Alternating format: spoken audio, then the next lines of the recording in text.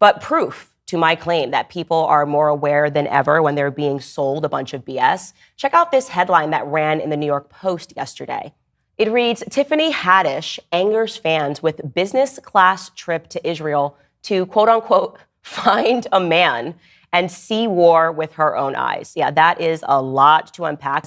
Yeah, maybe not the greatest character that we have in Hollywood, but few of them are. That's kind of the point of Hollywood, right? They're always just kind of selling us debauchery. So we fast forward to this woman who's just had a DUI in November. For whatever reason, now we're in February, she has decided to embark on a public trip. And when I mean public, she's recording herself on this trip to educate herself regarding Israel, but also to get herself a man. I'm just going to show you a couple of clips from this. I don't know if it was a live that she was doing on Instagram as she was in business class seats. Take a look and a listen. On my way to Tel Aviv, then to Jerusalem, then I'm going to the Dead Sea and go and get me some.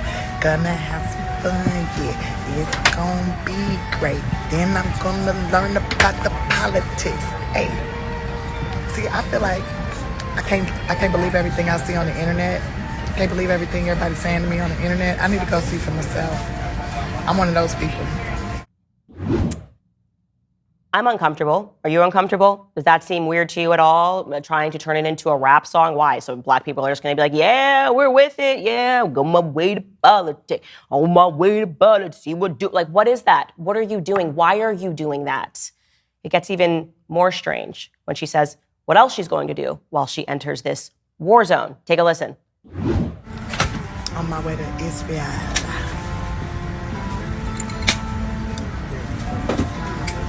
I'm sorry, Yamanika. I'm sorry, Yamanika. I'm going without you. I'm sorry. I'm going to go meet my future man out there. I'm out. Going to the Holy Land. I suggest you all do it. Man, that's weird. I mean, I have a lot of questions personally. First and foremost, I think, are you sober? That doesn't look sober to me. Nothing you're doing. At least you're not sober in the mind, because why else would you be doing this? Also, may I ask why you are looking for a boyfriend in the middle of a war zone? Is that registered to you as a normal thing to do? I just want to be very clear. This is what I mean when I say people are waking up to propaganda. Who wants to go visit a country at war?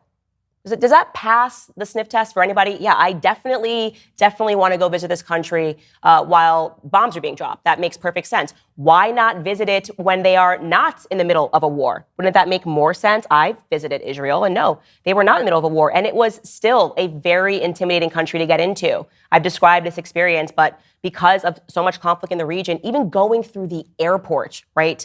I got pulled out twice, got questioned. There are people, IDF soldiers, that are just standing above, pointing guns down.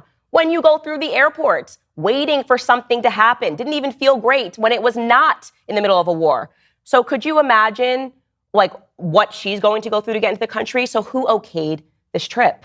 It's my other question. It feels like you're going there because you've been told to go there, and it feels like it's propaganda. And so that is why people are understandably upset about this video, because they know that you are going there to make it look cool to people. It doesn't feel authentic. I'll tell you one thing right now, the comments definitely passed the vibe check. This person wrote, if ignorant and dumb was a person. Another person wrote, does she even have 10 brain cells? I'd love to know. A third person wrote, the situation is heart-wrenching, resembling a scene from a horror movie with the tragic killing of thousands of Palestinians. Amidst this, she approaches the trip as a leisurely, paid vacation, which I find utterly disheartening. I honestly, personally, if I could add on to that, just find it to be utterly disturbing. And as I said in my tweet, the propaganda just ain't landing the same. You don't get to just say, celebrities go out into the middle and tell us what we are supposed to think. Least of all, when this celebrity apparently has various afflictions. We're just not buying that anymore. She's no expert in anything. And I'm actually just proud of people for finally standing up to the BS. And that's all I'm going to say about that.